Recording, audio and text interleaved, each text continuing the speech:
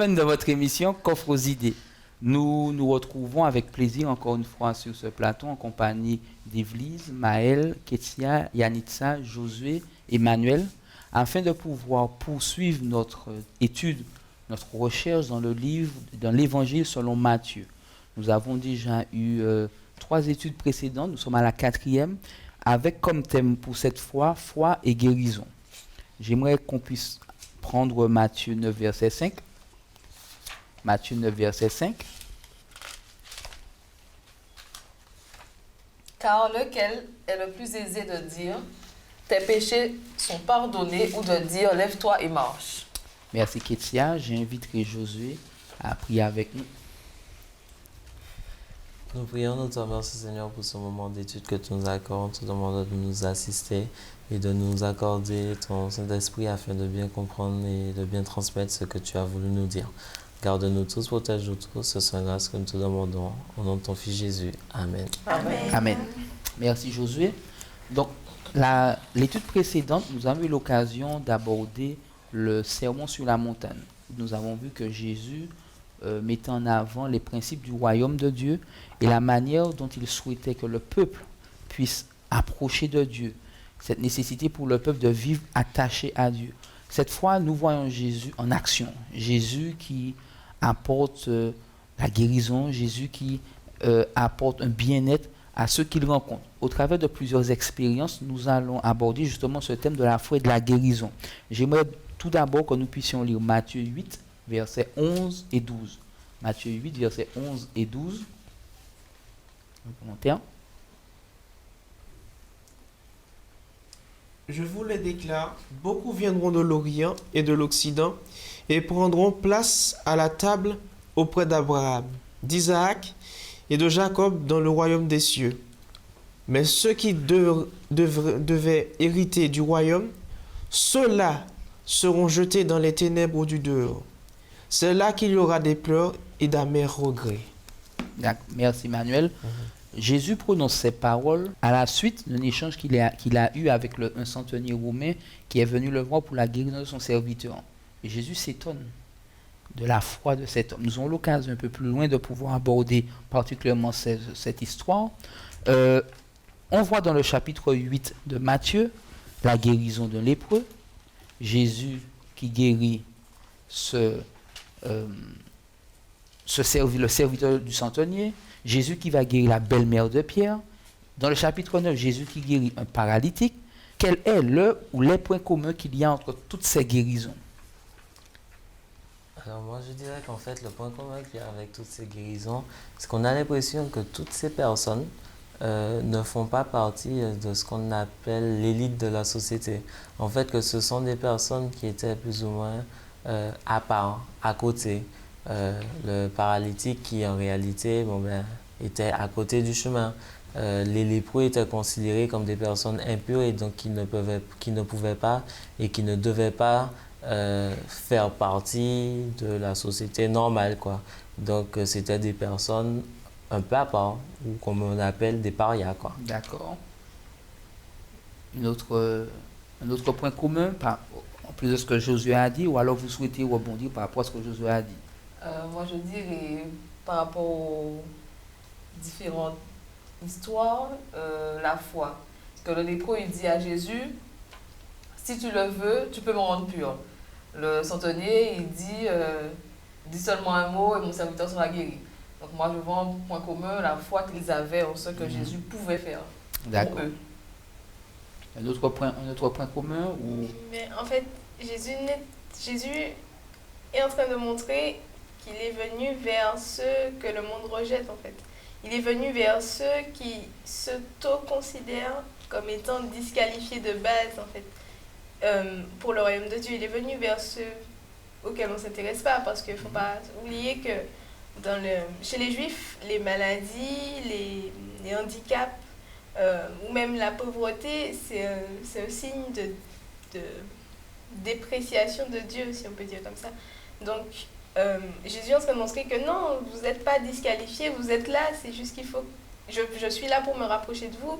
Maintenant, prenez conscience du fait que vous avez une importance, vous avez le droit d'avoir accès à la guérison, d'avoir accès à la reconnaissance. Vous pouvez avoir une foi pour le centenier romain, par exemple, qui est considéré comme un païen, en plus il est romain, c'est un païen plus. Ouais, franchement, c'est un impie par excellence. Et il a une foi qui dépasse celle de tout Israël et qui dépasse la nôtre aujourd'hui aussi. Donc, Jésus est en train de montrer que laissez tomber les préjugés, c'est moi, je viens vers vous, maintenant, je vous tends la main, prenez-la. Ok. Effectivement, parce qu'on voit Jésus, par exemple, toucher le lépreux, ce qui n'était pas permis pour quelqu'un de valide. On voit Jésus qui s'arrête, il prend en compte la demande que lui présentent les serviteurs de ce centenier, parce que le centenier ne se sentait pas digne de se présenter devant Jésus. On voit Jésus s'arrêter effectivement et offrir la guérison spirituelle à ce paralytique, ce qui a surpris les chefs religieux, et il va lui offrir aussi la guérison physique. Est-ce qu'aujourd'hui, il existe des impurs, des parias, des disqualifiés, comme dit Yanissa? Oui, dans nos têtes. Maintenant, en vrai, non, pas du tout. En fait, le danger, c'est qu'on se disqualifie en disqualifiant les autres. C'est-à-dire, si je viens et que je dis, bon, ben, Yvelise, je l'aime pas. je l'aime pas et voilà, je considère que, ben non, elle rentre pas dans mon idéal. Elle a une façon de parler que je n'aime pas, elle a une façon de penser que je n'aime pas.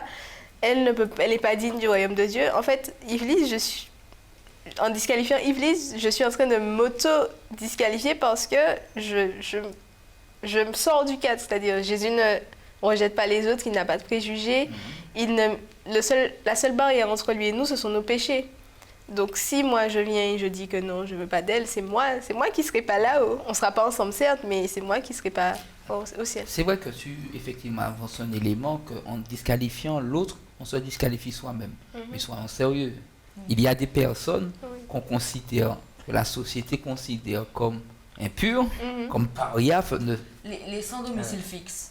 Je rappelle qu'un paria, c'est quelqu'un qui est exclu de la société, qui est méprisé par un groupe. Donc, je prends l'exemple des sans domicile fixe, les clochards, tous ces gens-là qu'on regarde un peu de haut. Les prostituées, voilà, et qu'on ne veut pas trop approcher. Ouais, les drogués. Les drogués, ouais. Les délinquants. Tout à fait. C'est vrai qu'on a toutes ces personnes-là, mais j'irais même plus loin, en disant que parfois, même au sein de l'Église, on a tendance à parfois constater qu'il y a certaines personnes que l'on considère comme un peu des parias, pas qu'ils sont prostitués ou pas qu'ils sont délinquants ou pas qu'ils sont tout ça, mais tout simplement parce qu'en fait, ils ne font pas partie de l'élite idéale que nous sommes mis. Et donc, par rapport à ça, on les laisse de côté pour pouvoir aller vers d'autres personnes et tout. Et donc, souvent, des fois, il y a des personnes, on va pas les appeler des parias, mais on va plus les appeler des laissés pour compte, des mis à côté. Mais ça peut aussi rentrer dans ce cadre-là. Par rapport à ce que dit Josué, donc, si nous restons dans le cadre de l'Église, il y a tous ceux qui ne font pas partie, je dirais, de la majorité, qui ne suivent pas la masse. Donc, ils sont... Pas de poste. Ils ont un avis contraire. Voilà, ils ont un avis contraire, donc ils sont laissés pour compte, ils sont là. Ils n'ont pas d'avis, tout simplement. D'accord. On les entend pas. Oui. Donc, en fait, de par les exemples que vous avez eu l'occasion de prendre, nous sommes bien conscients que dans notre fonctionnement aujourd'hui, il y a des personnes qui malheureusement sont considérées comme des impurs, comme des parias. Jésus dit des laissés pour compte. Oui. Il y a un autre thème que tu as utilisé. Des mises à côté. Des mises à côté. Quelle que soit l'expression qui est utilisée, la situation reste la même. Quelle différence a-t-on vu se manifester ici entre Jésus et les leaders spirituels du peuple à ce moment? Là, Jésus montre qu'il est amour avant tout. Car les pharisiens, les dirigeants de cette époque, ils étaient des professionnels, des érudits de la loi. Deux choses différentes. Dieu, lui qui est l'auteur de la loi, en lui-même, met en place d'abord l'amour. Car la loi, en fait, elle repose sur l'amour. Et Jésus est en train de rétablir ce qui n'a pas été fait par ces hommes-là. Parce que en tant qu'hommes de Dieu, ils étaient soi-disant des hommes de Dieu, ils auraient dû en fait avoir ces démarches-là il y a bien longtemps. Or, on voit qu'à l'époque de Jésus, il y avait beaucoup de laissés pour compte, comme disait Josué, et beaucoup de sans des voix, des personnes qui n'ont pas de voix au chapitre. Et ces personnes-là, comme on dit, des parias, des impurs, des, comme on disait, comme dit le terme anglais, outcasts, des personnes outcasts, qui ne font pas partie, ou comme dans la société indienne d'aujourd'hui, les Dalits. Donc, Jésus essaie de dire que, avant tout, ce sont des humains, des personnes que j'ai créées. Et c'est ce que l'homme oublie en fait. C'est que même si cette personne est dans cet état, elle est créée à l'image de Dieu. Alors, une question me vient. Vas-y, Maëla. Mais en fait, les pharisiens, tout comme nous, qui nous sommes pour décider qui a droit ou pas à l'évangile ou au salut? En fait, les pharisiens ont eu tendance à sélectionner ceux qui avaient droit à la parole, au salut. Si tu n'étais pas juif, si tu étais pauvre, pas juif, handicapé, lépreux, malade, tu étais forcément mis de côté et tu n'avais pas cet accès à l'amour de Dieu. Donc en fait, par le témoignage de Christ et son intérêt pour ces personnes, mis de côté par la société, ça nous donne une leçon à nous, qui sommes chrétiens, d'entrer dans cette démarche d'amour et de permettre à tous, à toute l'humanité entière, d'avoir accès à l'amour de Dieu. Oui, il est clair que dans la vie de Jésus, à chaque fois que Jésus va faire une guérison, etc., il va d'abord faire la guérison de ceux qui ont vraiment besoin. C'est-à-dire qu'on a l'impression qu'il va un peu mettre de côté l'élite pour écouter ceux qui étaient mis de côté. On a l'exemple des lépreux, mais aussi de Zachée, par exemple, où il n'y avait pas forcément une maladie, mais Zachée, c'était quelqu'un qui était détesté par l'élite, par le peuple, oui, par tout le monde. Donc, c'est aussi un paria. Mais on a l'impression que c'est ces personnes-là qui ont vraiment besoin de Jésus, c'est à elles que Jésus s'adressait. Et par contre, ceux qui se prenaient pour un peu au-dessus de tout le monde, Jésus ne les écoutait pas spécialement. Donc, c'est aussi une leçon pour nous, à savoir d'arrêter de penser que celui qui parle très fort, c'est celui qui dit tout le temps la vérité.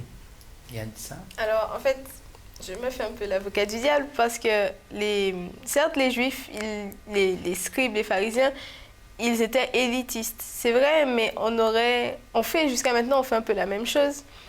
Il les a parlé des sans domicile fixe, des prostituées, des drogués.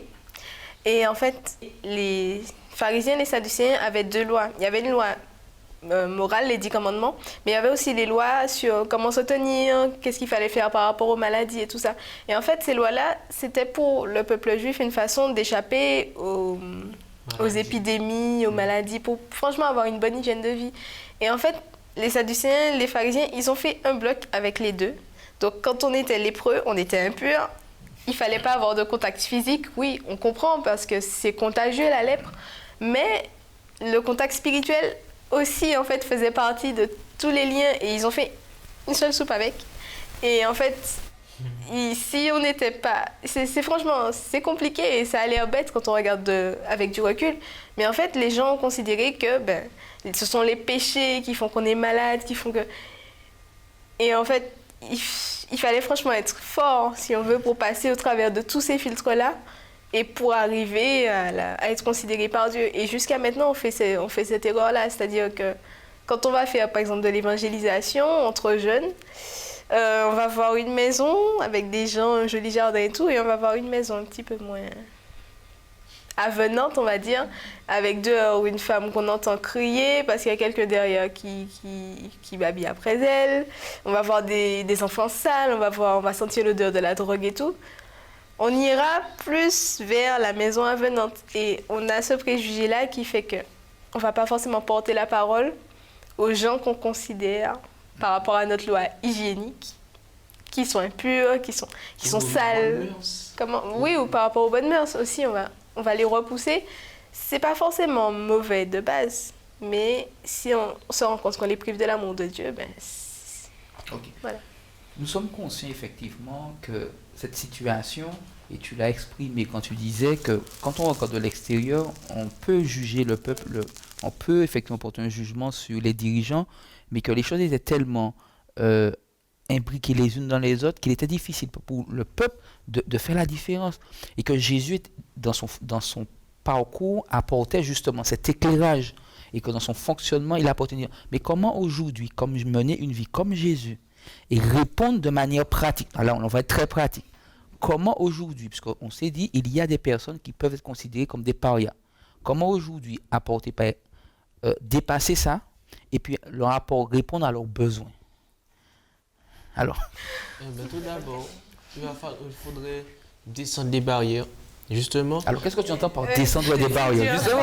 Les barrières que nous sommes figés, c'est que par rapport à notre éducation, par rapport à ce qu'on a appris, que ce soit à l'église, à l'école ou par rapport à nos familles, nous avons tous eu en fait des limites.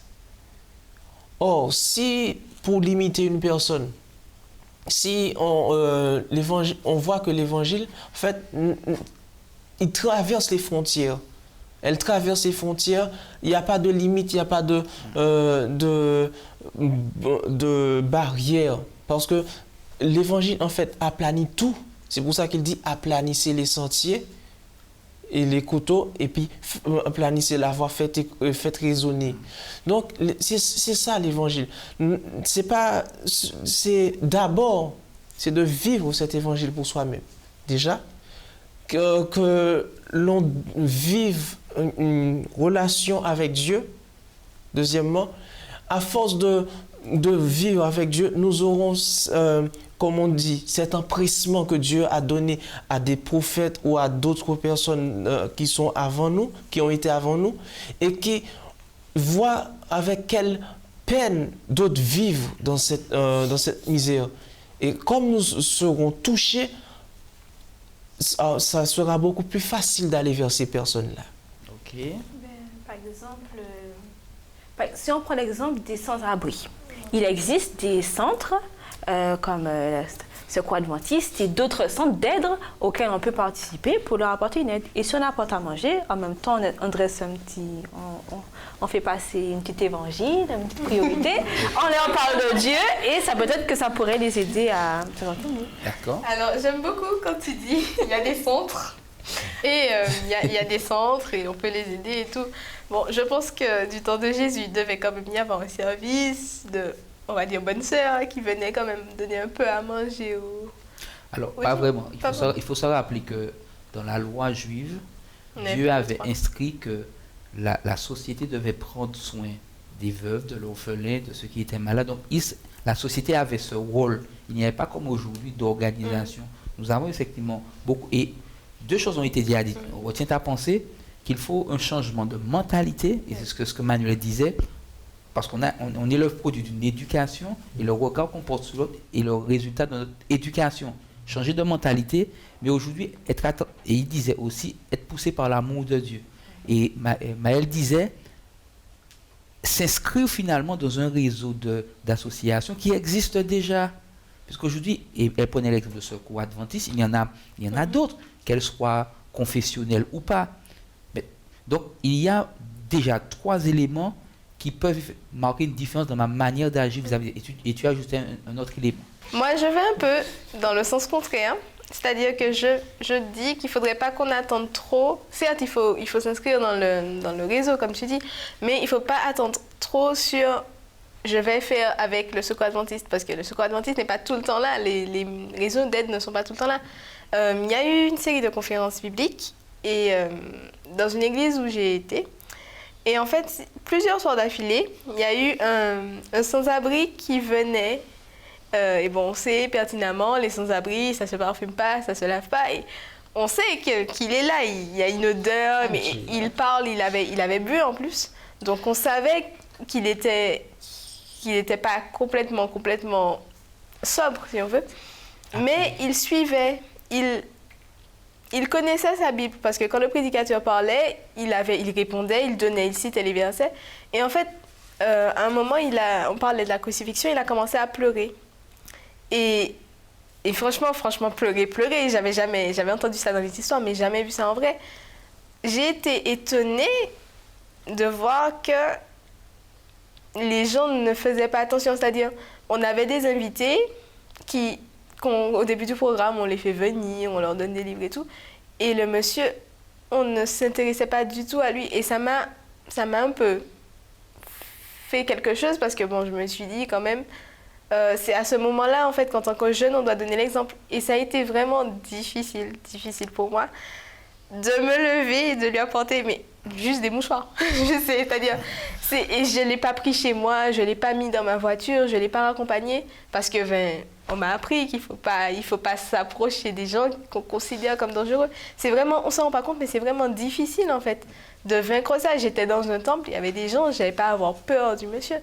Mais, quand on dit il faut faire l'amour de Dieu et tout, oui, j'ai l'amour de Dieu, je pense. Je ne sais pas au summum, mais c'est dur de faire un pas vers ce genre de personnes. C'est pas évident. Effectivement, Yann, ça donne une expérience, donner juste un mouchoir pour que l'autre puisse essuyer ses larmes. Oui. C'est la difficulté qu'il y a eu alors qu'elle était dans l'église, en sécurité, de simplement tendre le mouchoir. Voilà de manière pratique. Et c'est ce que Jésus faisait. Jésus apportait le bien-être à celui qui en avait besoin, quelle que soit son origine, quelle que soit sa situation sociale. Ça, c'est le premier point commun. Nous avons parlé finalement du fait que Jésus répondait aux besoins de tous ceux qui venaient à lui. Mais il y a un autre point commun que nous avons souligné, c'est celui de la foi. Alors, j'aimerais que nous puissions lire Matthieu 8, versets 10 à 13. Matthieu 8, versets 10 à 13. Après l'avoir entendu, Jésus fut dans l'étonnement et il dit à ceux qui le suivaient, « Je vous le dis, en vérité, même en Israël, je n'ai pas trouvé une aussi grande foi. Or, je vous déclare que plusieurs viendront de l'Orient et de l'Occident et seront à table avec Abraham, Isaac et Jacob dans le royaume des cieux. Mais les fils du royaume seront jetés dans les ténèbres du dehors, où il y aura des pleurs et des graissements de dents. » Puis Jésus dit au centenier, « Va, qu'il te soit fait selon ta foi. » Et à l'heure même, le serviteur fut guéri. Ok. Donc on se rend compte que la foi a une importance capitale pour Jésus et que de la foi du centenier va dépendre la guérison du serviteur. De la foi de tous ceux qui se sont approchés de Dieu va dépendre leur guérison. Alors, j'ai quand même une question. La non-guérison est-elle toujours synonyme de manque de foi? Non. Non, bien sûr que non. Moi, j'ai envie de répondre non, parce qu'en fait, on a tendance à associer la foi au fait qu'on a demandé quelque chose, donc forcément, ça va arriver. Alors qu'en réalité, la foi, c'est quoi? La foi, c'est d'être sûr que Dieu a entendu notre prière. Mais il reste quand même la notion de selon la volonté de Dieu.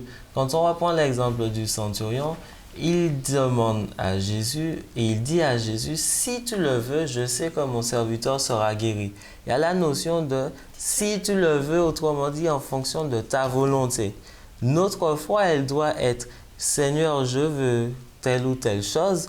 Je sais que si tu le veux, tu pourras me l'accorder. La foi, c'est de savoir et d'être sûr que Dieu a entendu ma prière. Après, que Dieu exauce ou que Dieu n'exauce pas, ce n'est pas la foi, mais c'est le bon vouloir et la volonté de Dieu. Alors, notre intervention, on pourrait penser que Dieu sélectionne qui veut donner ou pas. Et pourquoi il ne nous donnerait pas? Voilà, c'est ça qu'on pourrait se dire. Et en même temps, en fait, la nuance, c'est que on a tendance à penser que si Dieu ne veut pas, c'est parce qu'on n'a pas une assez bonne relation avec lui. Ouais. Et que tu n'as pas ça, ben, tu ne pries pas assez. Il faut prier plus. Et ce que j'ai pu comprendre dans cette leçon, c'est que la guérison physique sur terre n'est qu'un plus en fait. ça peut se réaliser, mais elle n'est pas si... Elle est utile, elle est nécessaire pour notre bien-être. Mais elle n'est pas indispensable. Vraiment. Enfin, je ne suis pas encore malade. Hein. Mais c'est ça que j'ai cru comprendre. J'espère que j'aurai cette pensée lorsque je serai malade, si un jour je suis malade. Qu'en fait, la guérison physique, elle n'est pas indispensable, puisque de toute façon, elle va repousser des choses de ta mort, mais tu vas mourir quand même. Voilà. Et qu'en fait, finalement, ce que Dieu nous propose, c'est une guérison éternelle, où dans ta foi, tu sois suffisamment en connexion avec lui pour que tu puisses avoir la vie éternelle. Amen. Amen. Je rejoins Maëlle. Parlons de la guérison spirituelle. La guérison physique est-elle plus importante que la guérison spirituelle? Parce qu'au final, la guérison spirituelle, si Dieu te guérit spirituellement, tu pourras vivre éternellement avec lui au ciel. Tandis que, comme elle dit, voilà. Tu sais pas marcher, tu vois comment ça marche. Non, mais c'est plus important la guérison spirituelle. Oui, ils m'ont dit ça quand on est Oui, quand tu n'es pas malade. Mais on sera pas forcément guéri si Non, on mais a un quand on a problème. mal actuellement, on ne veut plus avoir mal. On ne dit pas, bon, c'est pas grave, j'ai mal, mais je serai...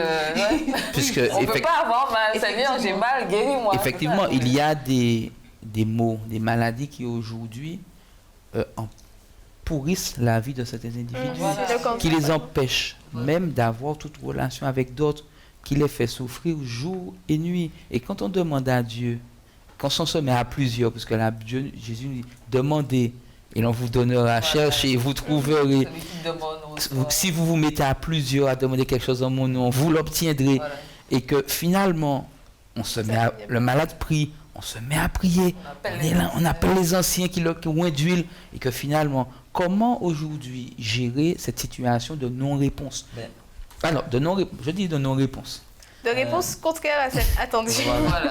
Mais j'ai envie de dire que, quoi qu'il arrive, Dieu connaît quand même l'avenir que nous ne connaissons pas. Je prends l'exemple tout simple. J'ai besoin d'une voiture. Et je demande à Dieu la dernière Ferrari qui vient de sortir. Et au final, Dieu me donne une voiture qui n'est pas une Ferrari. Et on s'en est fâché parce que voilà, Dieu n'a pas répondu exactement à la prière que nous voulions.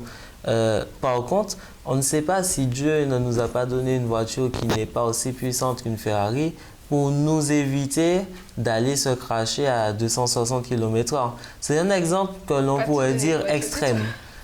Maintenant, c'est pareil aussi. On peut aussi l'appliquer en termes de guérison. Peut-être que Dieu n'exauce pas la prière que nous faisons, à savoir ne guérit pas telle ou telle personne, parce qu'il sait que cette maladie est un moyen pour la personne de revenir à lui. C'est facile de le dire quand on n'est pas malade ou dans le cas de la personne, mais une chose est sûre, c'est qu'il faut toujours garder en mémoire que Dieu connaît toutes choses et Dieu fera toujours ce qu'il y a de meilleur pour ses enfants. Effectivement. D'ailleurs, si on se rappelle l'expérience de Job, comment Job était présenté comme un homme intègre et droit devant Dieu. Et on voit Job qui est atteint d'une maladie, pas parce que il a fait quoi que ce soit, mais parce que dans le conflit qui opposait Lucifer, le Satan et Dieu, Job a été un instrument pour que la puissance de Dieu puisse être révélée. Mais donc la question que je posais au départ, est-ce que finalement, c'est parce qu'on n'a pas la guérison, parce que je pense que Job a prié pour avoir la guérison. Tellement. Pourtant, il ne l'a pas eu. Il a perdu Tout de ses suite. enfants, Tout de il suite. a perdu ses Il n'a pas eu affaires. tout de suite. Il n'a pas eu tout de suite. Mais il y a des gens qui sont morts sans l'avoir. Ben, Et Paul, je sais pas. Oui, voilà. Paul, il n'a jamais été guéri de son mal et tout qu'il avait. Ma grâce te suffit. Ma grâce te suffit. Pourtant, j'ose espérer que Paul avait une relation quand même assez solide avec Dieu. Même Mélène White Et aussi. donc, voilà. Maintenant, on ne sait pas si Ellen White a demandé à être guéri. Par contre, on est sûr que Paul a demandé à être guéri. Et pourtant, il n'a pas obtenu cette ma grâce guérison. te suffit, effectivement. Ma grâce te suffit. C'est franchement dur à avaler parce que on se dit que, je sais pas si vous réalisez, tu as parlé de Job, moi c'est une histoire qui, quand j'étais petite, jusqu'à maintenant un peu, ça me fait peur de me dire, mais tu es bien, Job était intègre et droit, c'est pas pour dire c'était quelqu'un, voilà. Job, c'était la tête dans l'église, là, c'était le summum parfait et tout. Et Dieu a parié sur Job. Et Dieu a parié contre Satan quand même. Job a dû tenir contre toutes les attaques de Satan et il ne savait même pas la grandeur, l'ampleur du conflit qui était. Il ne savait même pas la somme qu'on avait mise sur lui quand même. Parce que Satan est venu dire à Dieu, ben, ton serviteur là, il n'est pas capable de résister quoi. Si il te sert par intérêt, peut-être que Dieu est en train de parier sur nous et c'est franchement dur de se dire qu'il faut supporter tout ça. Enfin, si Dieu ne nous... Moi, j'ai franchement du mal. C'est vrai que tu dis, on n'est pas malade, donc on ne peut pas parler à la place de la personne. Moi, je pense que c'est vraiment dur de se dire que si je suis là, c'est parce que si je suis handicapée, par exemple, de mes jambes, j'ai fait un accident, je suis handicapée des jambes, c'est parce que j'aurais fait quelque chose avec mes jambes qui aurait fait que j'aurais peut-être laissé la main de Dieu et du coup, Dieu m'aime et me fait rester là. Ça, c'est vraiment dur à se dire, quoi. Après, Dieu ne donne rien au-delà de ce qu'on peut supporter. Hein. Ok. Il ne donne pas, hein. Je ne te considère pas qu'il donne. Hein. C'est pas lui qui a fait la maladie. Il ne permet pas. Oui, Oui. En fait, moi je dirais que ça va dépendre de notre mentalité aussi et de la force de notre caractère. Parce que j'ai vu une vidéo qui m'a ému presque aux larmes. C'est un homme qui est né sans bras, sans jambes. Toute sa vie, il est resté comme ça. Au début, il disait, Dieu, pourquoi tu m'as fait ainsi? Pourquoi tu n'as pas permis que je sois mort?